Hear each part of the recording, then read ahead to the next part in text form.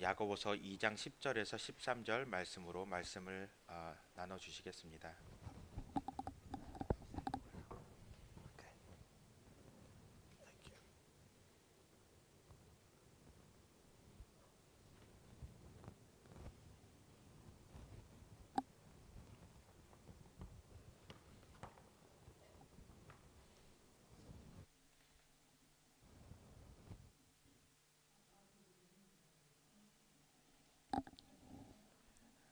저는 오늘 설교 말씀을 질문으로 시작하고 싶습니다. 여러분은 뷔페나 무한 리필집에서 식사를 해본 적이 있으십니까? 많은 분들이 한 번 또는 여러 번의 이러한 경험을 가지셨을 것이라 생각이 됩니다. 저는 시니어 펠로십과 레이디스 펠로십이 함께 여러 번 이러한 뷔페 식당에서 점심 식사를 한 적이 있습니다.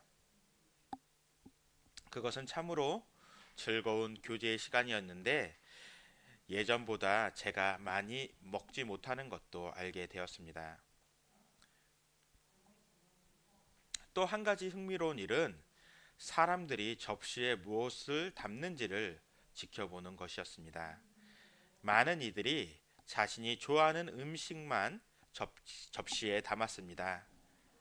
어떤 분은 샐러드나 채소는 건너뛰고 아예 디저트부터 담기도 하였습니다.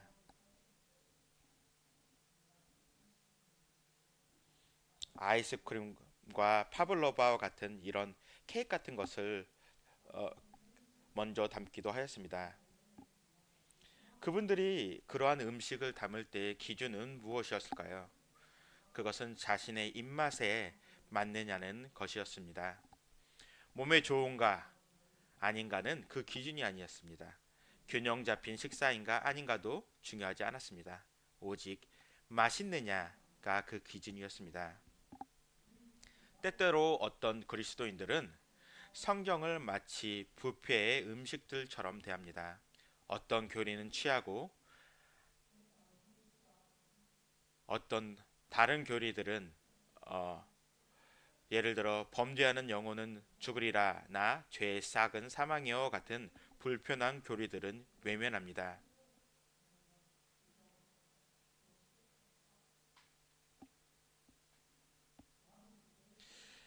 이들이 무엇을 믿고 믿지 않는 기준인 무엇입니까? 그것은 자신의 마음에 드느냐 하는 것입니다. 그것이 진리인가 아닌가는 그 기준이 아니었습니다. 그것이 옳은 것인가 아닌가도 그 기준이 아니었습니다. 그저 그것들을 자신이 좋아하는가 아닌가의 문제였습니다. 그들의 믿음과 신앙과 윤리는 뷔페의 음식이 되었습니다. 그들이 골라서 선택을 하였습니다. 저는 여기서 한 가지 권고의 말씀을 드리고 싶습니다. 다른 지역으로 이사를 하거나 새로운 지역에서 직장을 구하거나 학업을 마치고 고향으로 돌아가시게 된다면 반드시 여러분이 출석할 교회가 하나님의 모든 뜻, 곧 하나님의 온전한 교훈이 모두 충실하게 선포되어 있는 교회인지 확인을 하시길 바랍니다.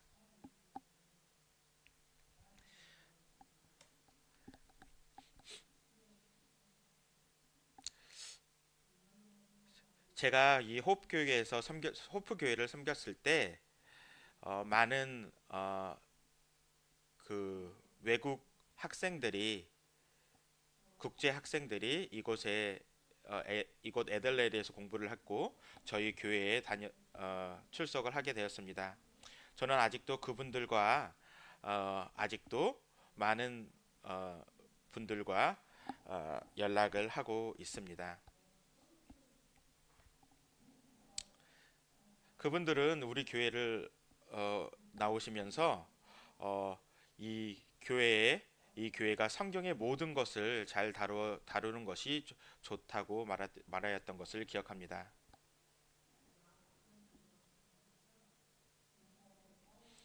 어떤 교회들은 성경을 부패처럼 다루어 목회자가 좋아하는 것만 혹은 회중이 듣기 좋아하는 것만 설교합니다. 그것은 잘못된 일입니다. 사도 바울은 예배소 교회의 장로들에게 이렇게 고백하였습니다. 사도행전 20장 27절 이는 내가 꺼리지 않고 하나님의 뜻을 다 여러분에게 전하였습니다. 아멘. 한 주석가의 표현을 빌리자면 이 고백은 바울이 하나님께서 그들 곧 예배소 장로들에게 알기 원하시는 모든 것을 어려운 진리까지도 숨기지 않고 신실하게 선포함으로 양떼들을 인도하였음을 의미합니다. 이는 하나님과 성도들에 대한 의무로서 두려움이나 누락됨 없이 하나님의 가르침을 온전하고 정직하게 전하는 것에 대한 헌신을 의미합니다. 우리가 계속해서 야고보서를 살펴보는 가운데 하나님의 말씀은 교회 안에서 무엇이 선포되고 가르쳐야 할지를 선택적으로 취하는 것이 잘못된 것임을 분명히 가르쳐 줍니다. 야고보서 2장 10절에서 11절을 자세히 살펴보십시오. 먼저 보이는 것은 우리가 율법을 범한 자라는 것입니다. 10절 누구든지 온 율법을 지키다가 그 하나를 범하면 모두 범한 자가 되나니 간음하지 말라 하시니가 또한 살인하지 말라 하셨은즉 내가 비록 간음하지 아니하였어도 살인하면 율법을 범한 자가 되느니라. 아멘.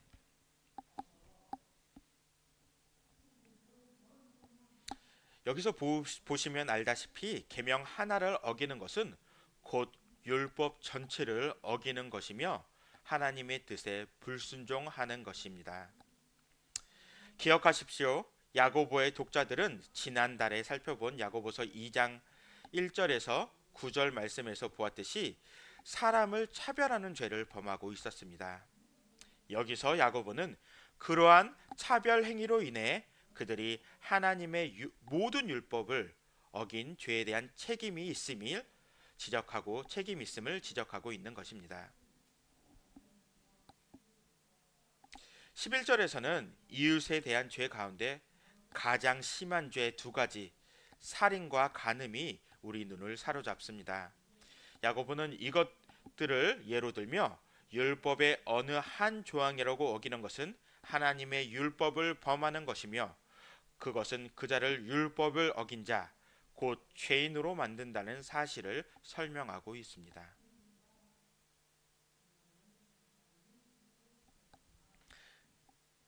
저는 예전에 죄의 문제를 설명하기 위해 이렇게 예를 들곤 했습니다. 하루에 3가지 죄만 짓는다고 가정해 봅시다. 아침에 하나, 오후에 하나, 저녁에 하나. 오직 이렇게 3가지 죄만 하루에 짓는다고 가정한다면 참 괜찮은 것처럼 보입니다. 그렇지만 그것은 1년에 약 1000개의 죄를 짓게 되는 것입니다. 이것은 반올림한 숫자이며 실제로는 1095개의 죄를 짓게 됩니다. 여기서 자신의 나이를 곱해 보십시오. 만약 20세라면 약 2만 개의 죄가 되고, 그리고 40세라면 약 4만 개의 죄를 짓게 되는 것입니다. 그런데 저는 또 다른 한 목사님이 이렇게 설명하는 걸 들었습니다. 하루에 계명 하나만 어겨도 야고보서에 따르면 우리는 10가지 계명 모두 어긴 죄인이 된다는 것입니다. 그렇다면 하루에 10개의 죄, 1년에 3650개의 죄, 10년이면 36,500개의 죄, 20년이면 73,000개, 40년이면 14만 6천 개, 60년이면 21만 9천 개의 죄가 됩니다. 이렇게 되니 관점이 완전히 달라지지 않습니까?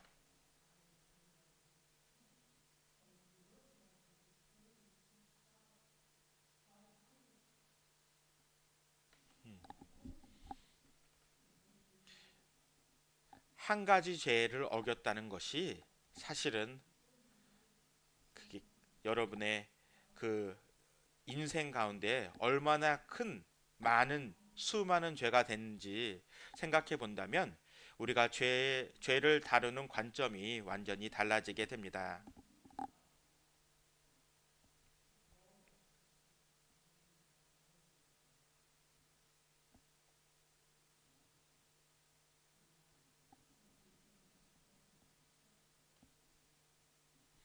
만약 여러분이 어떤 잘못을 단 한 번 저지르고 잡혔다면 판사, 판사나 또는 경찰들이 여러분께 경고를 주고 그 일을 마무리 지을 수도 있을 것입니다. 그러나 수천, 수만 건의 죄를 저지른 사람을 그냥 넘어가 줄 판사는 그 어디에도 없을 것입니다. 우리는 이러한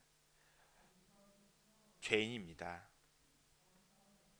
그렇다면 우리는 죄가 있을 뿐만 아니라 또한 심판을 받았다는 사실을 12절과 13절에서 볼 수 있습니다.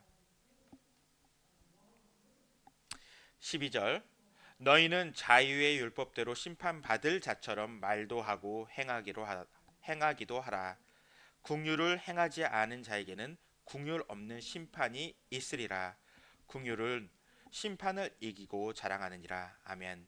우리는 우리가 말한 것과 행한 것에 대한 심판을 받게 됩니다. 사도 바울은 고린도 성도들에게 이렇게 말했습니다. 고린도후서 5장 10절 이는 우리가 다 반드시 그리스도의 심판대 앞에 나타나게 되어 각각 선악간에 그 몸으로 행한 것을 따라 받으려 함이라. 아멘. 우리는 모두 그리스도의 심판대 앞에 나타나 서게 되며 우리의 모든 행한 것에 따라 심판을 받게 됩니다.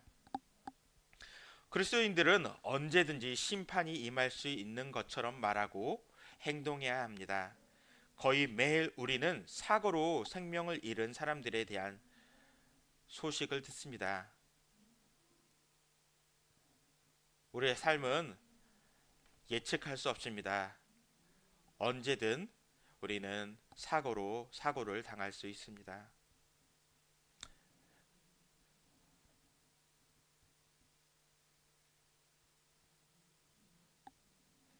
저는 제가 미국에 있었을 때를 기억합니다.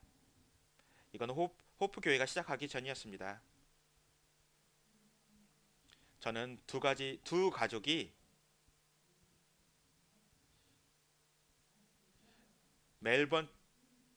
멜번 철치에 두 명의 멜번 BP 철치에 있는 가족이 퀸즐랜드에 여행을 갔다는 소식을 들었습니다.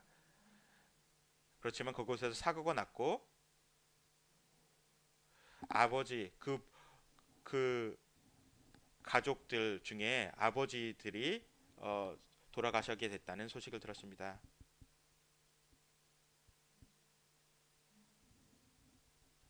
이렇듯 사고는 우리가 예상할 수 없는 모든 곳에서 모든 시간에 일어납니다.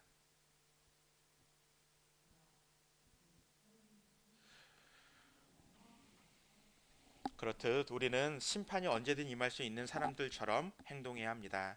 우리가 붙들어야 할 그 행위의 동기는 가혹하고 무자비한 심판 때문이 아니라 우리를 죄의 속박에서 자유케 하셨음을 보증하는 자유의 율법으로 인한 것이어야 합니다. 다른 사람을 대할 때 긍휼을 베풀지 않은 사람은 자기 자신도 긍휼 없는 심판을 받게 됩니다. 그리고 긍휼함은 그리스도의 삶의 너무나도 기본적인 요소이기 때문에 참된 신자는 그것을 지니지 않을 수 없습니다. 우리 주 예수님께서 말씀하셨습니다. 마태복음 5장 7절 긍휼히 여기는 자는 복이 있나니 그들이 긍휼히 여김을 받을 것이미요. 아멘. 긍휼함은 궁핍한 자들과 어려움에 처한 모든 이들을 향한 적극적인 친절함입니다. 긍휼은 불쌍히 여기는 감정을 강조하는데 그 감정은 반드시 그것에 합당한 행동으로 나타나야 하며 생각 속에만 머물러 있어서는 안 됩니다. 어떤 이가 많은 돈을 가지고 있으면서도 밖에서는 그것을 보이지 않게 숨길 수도 있고, 어떤 기술이나 지식 그리고 재능을 가지고 있는 자들도 그것을 사용하지 않을 수 있다는 것을 우리는 알고 있습니다. 어떤 부자들은 밖에서 볼 때 정말 그들이 얼마나 많은 돈을 가지고 있는지 알 수가 없습니다.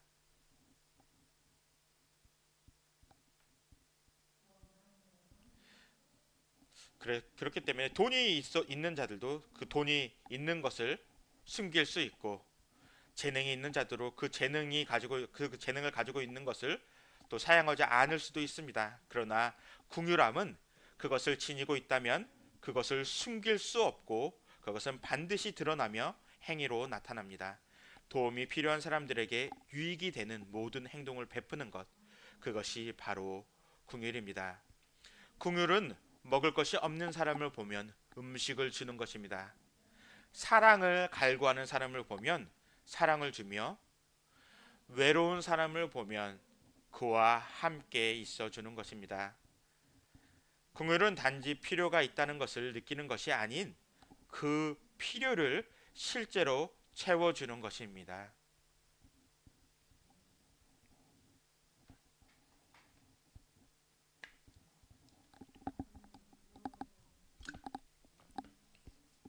가난한 사람들에게 기부하고, 배고픈 이에게 음식을 주며, 헐벗은 사람에게 옷을 입히고, 잠잘 처소가 없는 사람들에게 잠자리를 제공할 때 우리는 그들에게 물리적인 긍휼을 베푸는 것입니다.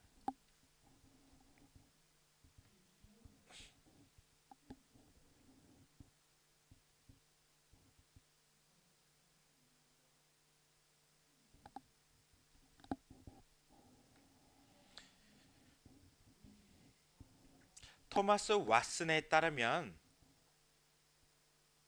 토마스 왓슨은 위대한 작가였습니다.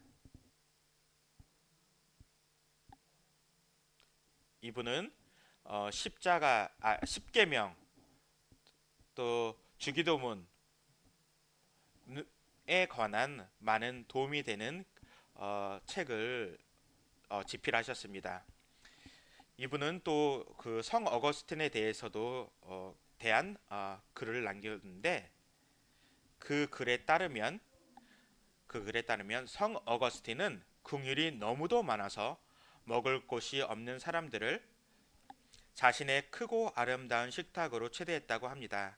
전해지는 바에 따르면 그의 식탁 위에는 이러한 문구가 새겨져 있었다고 합니다. 남의 이름을 헐뜯기를 즐기는 자여, 이 식탁은 그대의 자리가 아니니 굶도록 하라.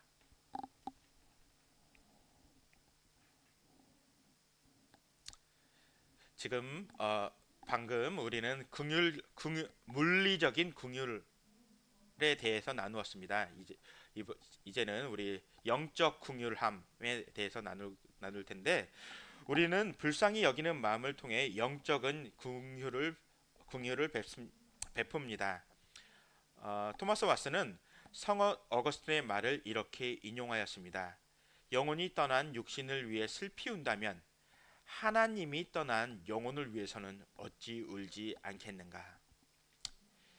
인용을 마칩니다. 우리가 잃어버린 자들을 위해, 그리고 우리의 이웃을 위해, 또 하나님의 말씀에 불순종하며 살아가는 그리스도인들을 위해 기도할 때, 잃어버렸던 죄인들에게 복음을 나누고 복음 전도지를 나누어 줄 때 우리는 그들에게 영적 긍휼을 베푸는 것입니다.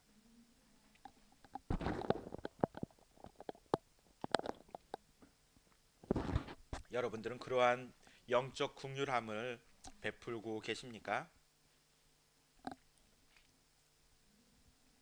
우리 교회는 그 전도지가 있습니다. 이런 것들을 가지고 가셔서 여러분의 이웃과 또 사랑하시는 분들, 또 복음을 모르는 분들에게 나눠주기를 바랍니다.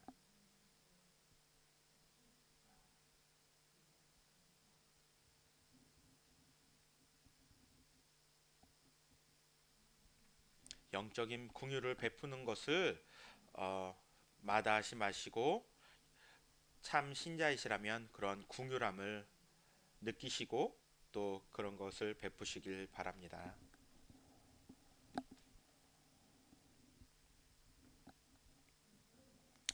긍휼은 심판을 이기고 자랑하느니라 라는 표현은 어떤 사람이 참으로 구원을 받았고 그래서 친절하며 마음이 유하고 긍휼을 베푸는 삶을 살아왔다면 심판을 두려워할 필요가 없다는 뜻입니다. 그 이유는 긍휼이 심판을 이기기 때문입니다. 이런 자들은 오히려 우리 주님께서 하실 이 말씀을 듣기를 소망하며 살아가셔야 할 것입니다. 마태복음 25장 21절 그 주인이 이르되 잘하였도다 착하고 충성된 종아 내가 작은 일에 충성하였음에 내가 많은 것을 내게 맡기리니 내 주인의 즐거움에 참여할지니라 하더라. 아멘.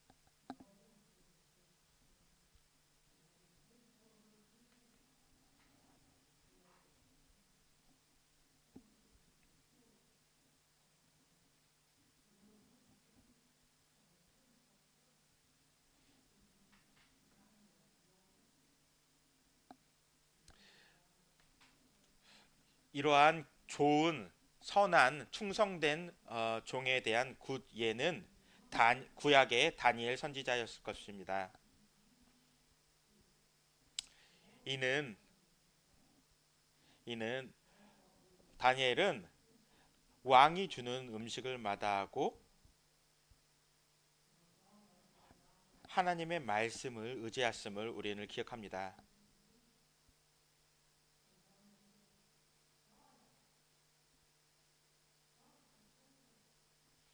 그는 왕의 음식을 거부하며 그 왕의 신하에게 이러한 얘기를 했던 것을 기억합니다. 저는 채소만 먹고 그는 채소만 먹고도 예수님 하나님을 의지하며 또 풍요롭게 된 것을 믿고 또 그 종에게 신하에게 10일 동안 저희를 시험해 보라고 얘기하였습니다. 10일 동안 지켜보고 제가 괜찮다면 뭐 그런 것을 시험해 보라고 하였던 것을 기억합니다.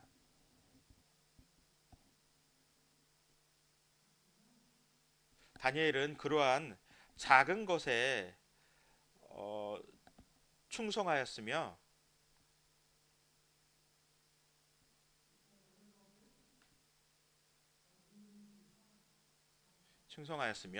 그러므로 하나님께서 다니엘에게 정말 많은 것을 또 맡기셨음을 우리가 성경을 통해 말씀을 통해 알 수 있습니다.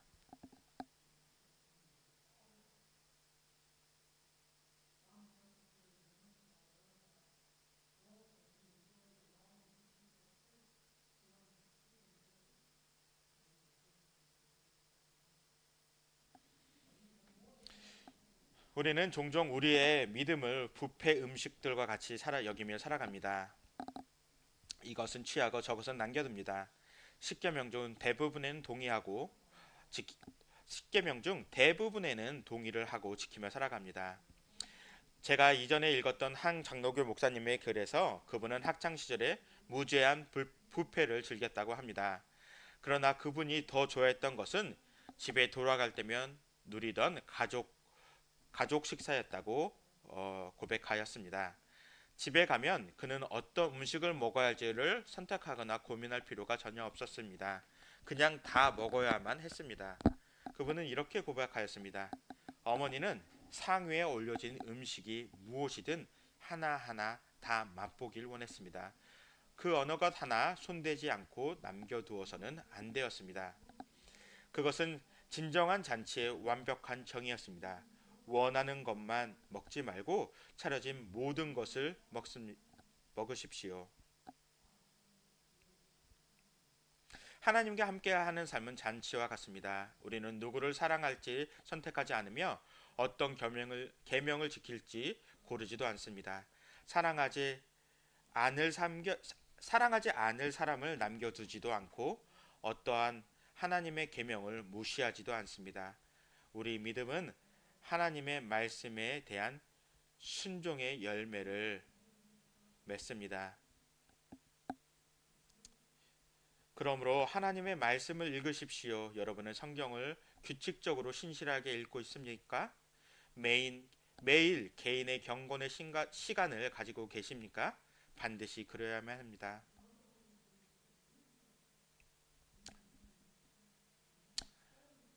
여러분은 또 하나님의 말씀을 공부해야 합니다.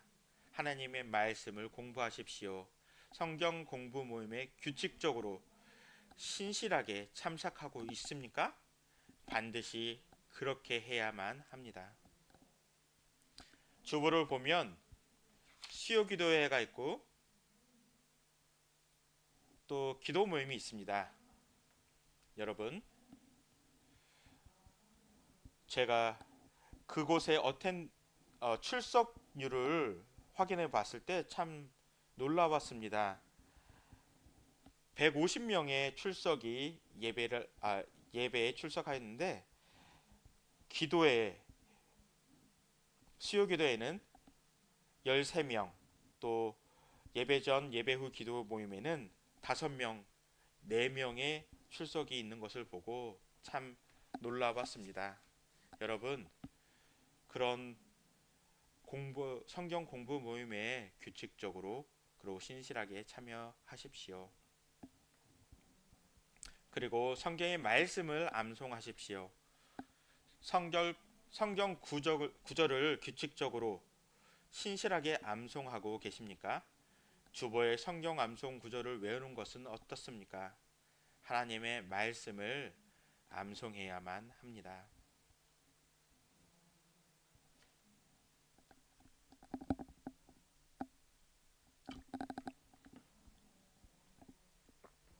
제가 그 신학을 공부할 때 저는 정말 많은 말씀을 외워야만 했습니다. 어떤 그 교과정에서는 모든 책을 외워야만 했습니다. 그게 힘든 일이었지만 정말 많은 이득을 얻었습니다.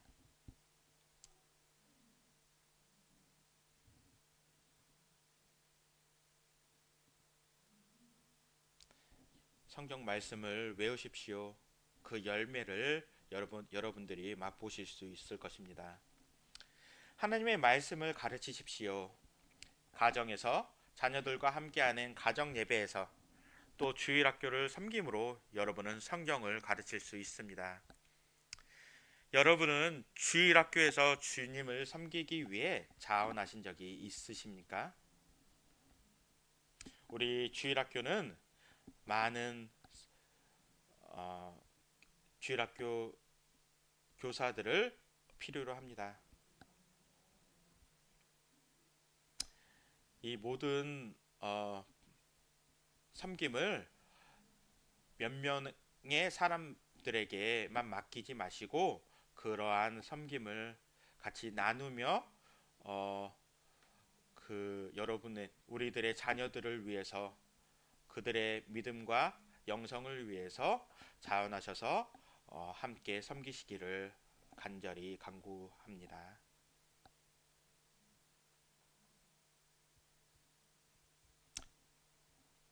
또 우리는 말씀을 배우고 또 묵상하고 암송하고 가르쳐야 합니다.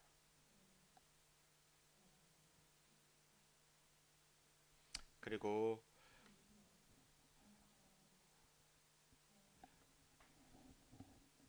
젊은 우리 청년들 중에서 마음속에 하나님께서 그 사역의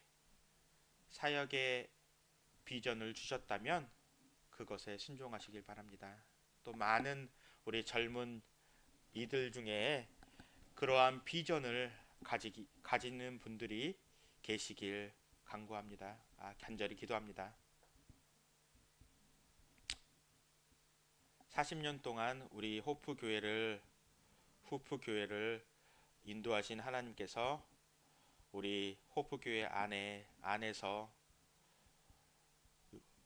다음 교회를 이끌어 나갈, 다음 세대를 이끌어 나갈 영적 지도자들이 나타나기를 간절히 기도합니다.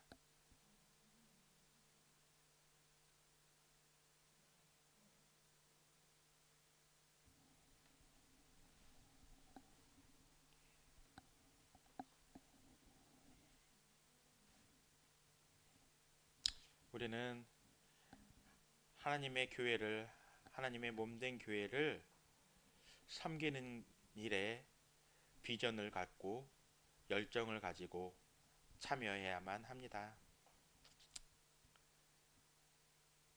주일학교 교사로, 또 사역자로, 목회자로, 또 장로와 집사들로 섬길 수 있도록 여러분이 말씀 안에서 자라고 기도하며 또 그 하나님께서 인도하시는 그 비전에 순종할 수 있기를 바랍니다. 성경은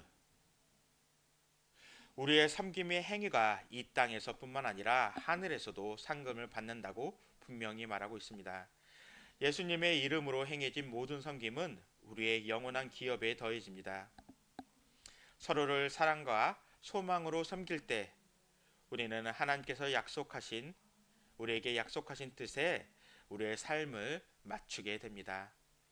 이러한 하늘의 상금은 우리의 수고가 결코 헛되지 않았음을 기억하게 하며 하나님께서 우리가 행하는 모든 것을 하나도 빠짐없이 기억하고 계심을 알게 합니다. 그러므로 우리는 장차 받을 하늘의 상금을 바라보며 기쁨으로, 전심으로 계속해서 섬겨가야 합니다. 이제 제가 더 이상 무엇을 말하고 할 수 있겠습니까? 다만 이것을 기억하시길 바랍니다. 믿음은 순종을 낳습니다. 사도 바울은 고린도전서 15장 58절에서 이렇게 말하였습니다. 그러므로 내 사랑하는 형제들아, 견실하며 흔들리지 말고 항상 주의 일에 더욱 힘쓰는 자들이 되라. 이는 너희 수고가 주 안에서 헛되지 않은 줄 암이라. 아멘. 우리 수고가 주 안에서 헛되지 않습니다. 우리는 주님께서 상급을 주실 것입니다.